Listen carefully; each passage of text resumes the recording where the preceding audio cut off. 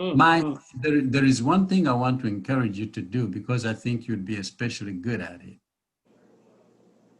Um, when I look at the people my son's age, my son's going to be 36, okay? Mm-hmm. When I look at that age group, I see a problem. Yes. And I'm talking about our Black kids now. Yes. You have young men who have not pursued achievement, they have pursued money. Mm. Yes, that'll teach. Mm-hmm. They look at their friends driving the big cars with the big rims and they want money. They've gone after money and it has led them all kinds of places, Wow. not good places. Right.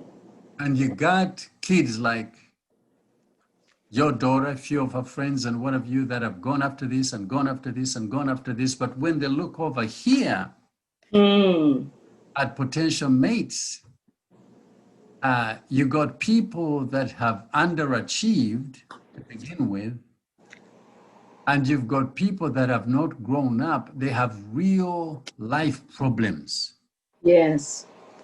And I know we like to talk about racism, everything is race, but I'm talking about growing up. I'm talking about being raised right. I'm talking about being responsible. You know, you look at some of our young men, and frankly, you're thinking, how are you going to be anybody's daddy when you're still acting like that? Right. And there are not so many voices today of people your age and my age that are reaching out to these young people and saying, look, not when you got kids now, you don't do that. It's You know, true. It's true. um, when I was a pastor back in the 90s, I used to not do something that I've regretted. I would see so many people getting married, and I knew it was not going to work. But you know, you think, man, if I stand up and tell them don't get married, it's not going to work, I'm going to cause a problem. Because you got people, Yeah. the bridal gown is bought, and you know, the reception hall is booked, and you look at them and you're thinking, this is not going to work because he's still immature. In fact, I remember one young man, he's dead now. One time he was dating this girl, and I took him aside and I said, you are mistreating her. You're being silly. This is a good woman that you're mistreating. She's educated. She's got a good job, but she's messing with your butt. She's messing around with your butt because you won't straighten up. Now, I'm a preacher, and I'm going to tell you something. If you mess this one up, the Lord is not going to bless you with another good woman. Wow. That was bold, I but true. know. I kind of sat back in my car and I said, Lord, forgive me. I think I went a little too far because I shouldn't have told him that you won't bless him. But you know, till the day he died, he used to meet me and say, you know, you saved my marriage that day. But he was just acting foolish. Yeah. He was refusing to grow up. And I don't know why he didn't get it. It's like nobody sat him down and said, son, this is how you be a man. That's so true. We don't have many people doing that, Charlene. And you got a voice. I keep saying this to you. You've got a voice, you got influence. A lot of our young men don't know how to be men. And that makes a problem for young women who are looking to get married. So, you know, they try, they try, and then before you know what, they get a child. But now life kicks in and they see he is not going to be there for me. He just is not. He was good to go out to parties with and good to, you know, have fun. But now that we've made a baby, I just don't see him showing up. So sad. I've asked a friend, he's a pastor at Centennial, and he wouldn't mind me saying him because he was saying, I was talking about young people or something, and he said that he doesn't blame them. He blames the generation before them because we're not telling them. And in essence, that's what you're saying, that some of them haven't been taught. It's not too late, but if we're blaming them for things that they were not instructed, no one their parents may have been busy working or climbing the ladder and never took the time to tell the next generation. So now we're watching a generation that may not know, and they're just acting Oh, on whatever comes their way. it's not that they may not know, they do not know. Yeah. I'm talking about, okay, so this is how you pay your bills, okay? And if you're not making enough money, this is how you set it up that you pay these bills on the 15th and these on the end of the month. And you need to have a budget for your groceries. You don't need to go out every time you're hungry because you have a check you bring in and it's limited. And by the way, you can wash your clothes and iron them because you don't want to go up on your professional job on a shirt in a shirt that's not ironed. I mean, things like this. I know my son used to think, Dad, you just need to, except that now he's a manager over people and he's telling And people. he's a sharp little brother. I see him. I'm like, this man is polished. He is sharp. But and you know secure. what? Those things can make or break a relationship because can you imagine if he has a child and he has a wife and she has to pick up after him, she has to manage his money because he doesn't know how to manage his money. That is, if he's making any money, and he doesn't know how to clean up after himself. So she has to clean up after him and then after the babies and what have you. Just absence of home training, and it is wreaking more lives among our children than all the racism people are up in arms about. So true. It's so true. It's so true. And it hurts. And I grieve I because, do too. I sit in counseling rooms and I hear people talk and I'm thinking, oh God. I mean, tonight, I'm going in some other room with some other people, and it's just like for a whole year, we've been trying to hold on to them to not get a divorce. It's just like, okay, don't get a divorce. This is how you can fix that. Now, you young man, Right. I want you to do this. Young lady, you need to shut up. Your mouth is too sharp. And it's just like, oh, And you told me back in 19, whatever I you mean, told me. it has been a year trying to get these people to diffuse. Yeah. And I'm But doing, as a pastor, something that their mother and father didn't do. They simply were not taught. that's true. That's true. And then Now, the grandparents got tired and may not have picked it up to undergird, because a lot of weight has been placed on grandparents, and some will take it and some will not. But that's another story for another time. yeah, I mean, it depends. Mm. If you're a grandparent, like at our age, and you got arthritis and you got this and you got this, your health doesn't allow you to do a lot of things. But this area here we're talking about is the one area that makes our children the most endangered. Right. Because you're talking about dying off in our own homes before we go out there to face life, Mm. you know?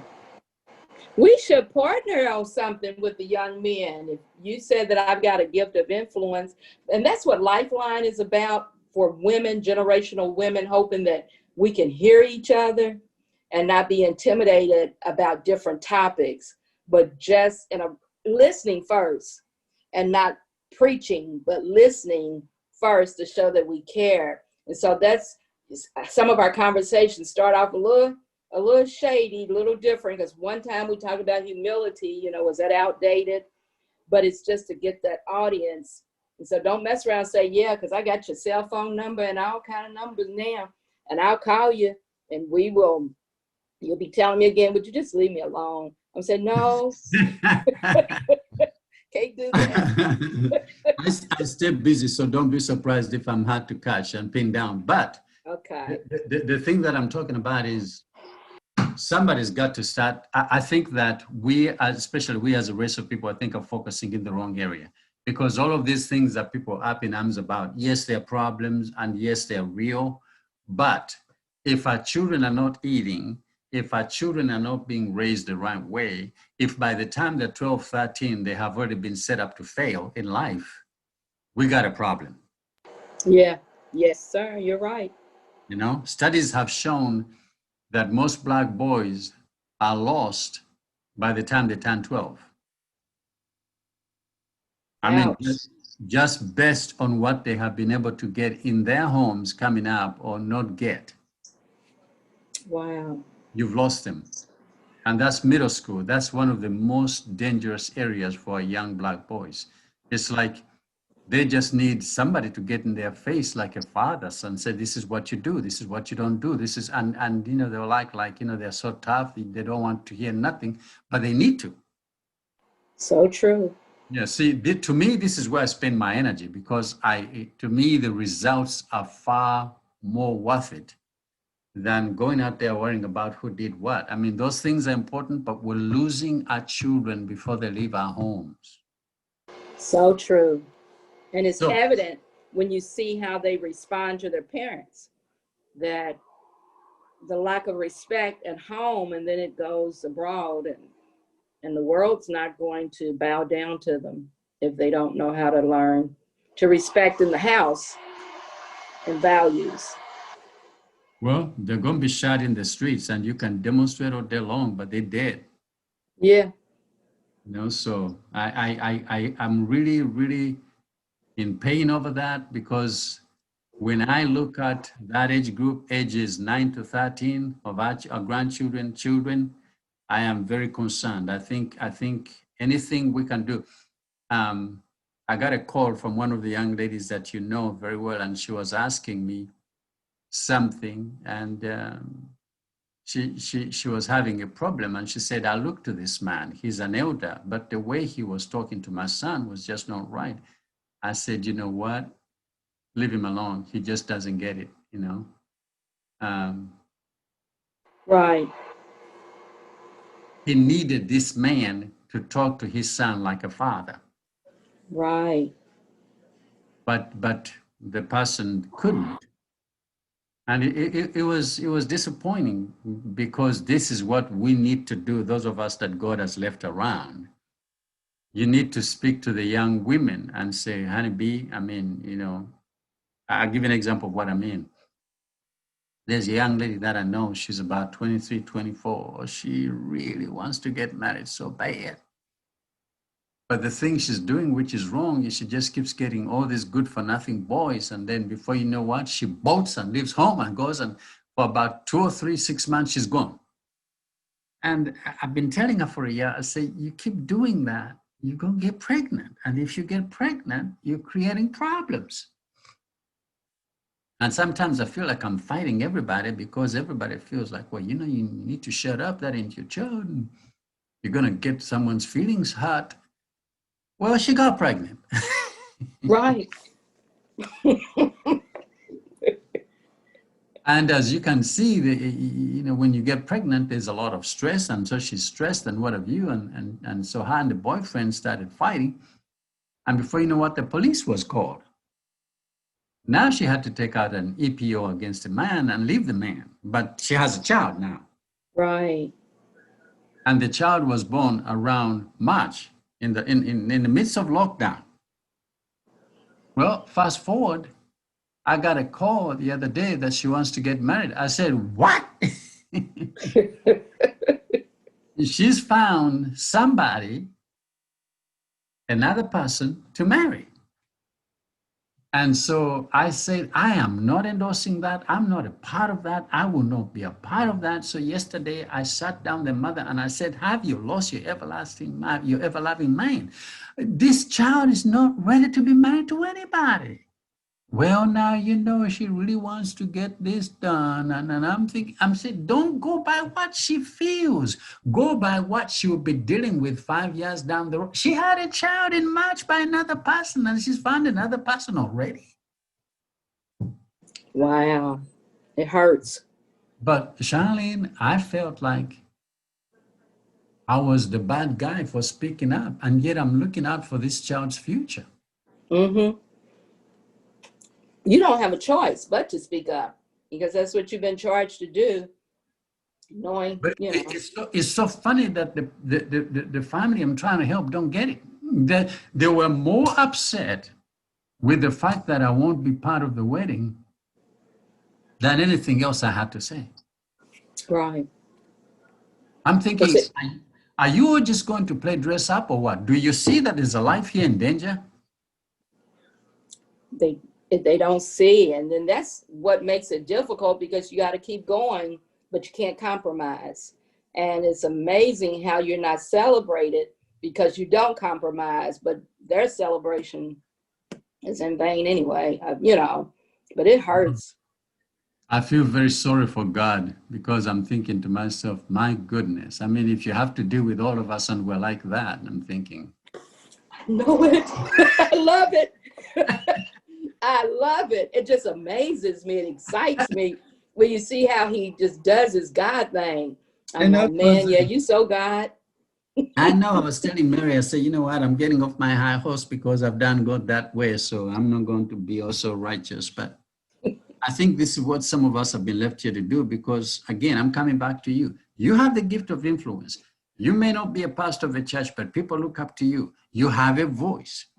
And you know, the Bible say, blessed are the pure in heart, for they shall see God.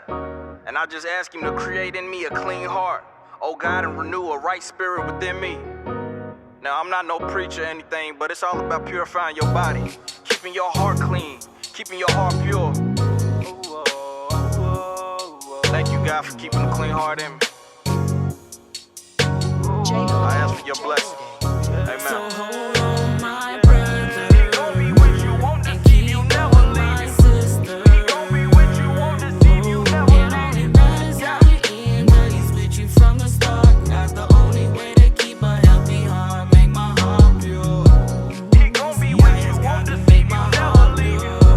He gon' be with you, won't deceive you, never leave you. It matters how you end, but he's with you from the start. That's the only way to keep a healthy heart, make my heart pure. Said I know God, he always able. King of kings, all-time creator. He can get you through whatever. He the only one can save you. Never leave you, never stray you. Always kept food on my table. Keep my heart pure, this my prayer. Lead me so I can obey you. It all start with what's around you, what you feed your mind and body. I watch the energy from people. Keep the devil far from around me. Conquer everything that's for you. Love yourself, know that you're special. Lean not on your understanding. Let faith lead you, never settle. God, he got a plan for you, but your heart has to be clear. Trust he won't never forsake you. Always keep faith over fear. Just know the battle not yours. Keep on fighting if it's dark, cause he already won it. If he's in you with a